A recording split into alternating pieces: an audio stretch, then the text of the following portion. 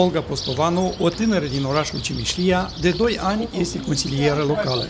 Îi place această activitate și crede că tinerii au ce spune în politică și administrație publică.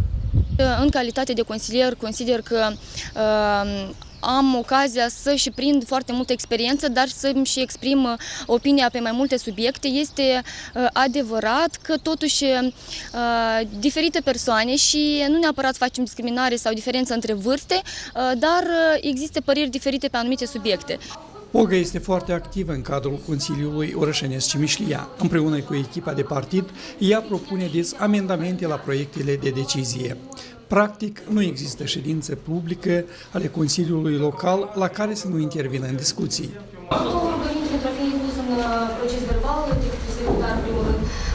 Comisia a avut loc luni. În aviz solicitările, deci a fost o zi la dispoziție, rugăm ca toate solicitările incluse în aviz să fie prezentate răspunsul în scris. Pentru că noi am stabilit un termen aici, cât timp să discutăm acest subiect, deja am depășit foarte multe.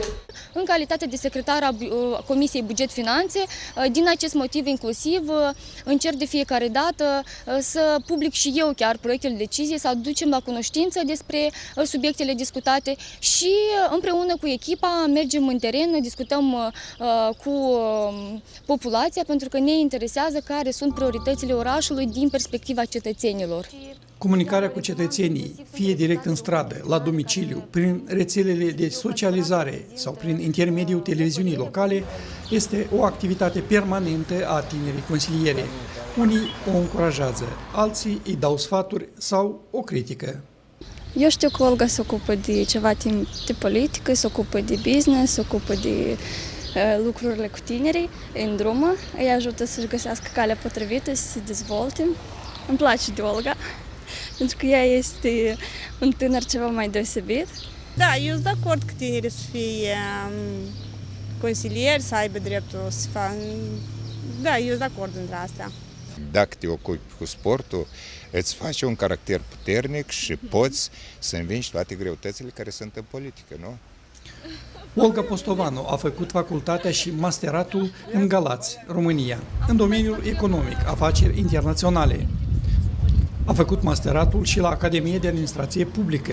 Apoi a lucrat în calitate de specialist în atragerea investițiilor la Consiliul Raional Cimișlia, iar în prezent este manageră a incubatorului de afaceri din Cimișlia. Și să recunosc, abia ajungând managerul incubatorului de afaceri, am descoperit potențialul și importanța antreprenorilor pentru dezvoltarea economică a localităților, a orașului și a țării în general.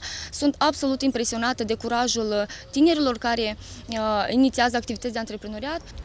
În cadrul Consiliului Orășenesc Cimișlia, tinerii cu vârstă de până la 35 de ani reprezintă peste 30%, 7 din cei 23 de consilieri locali.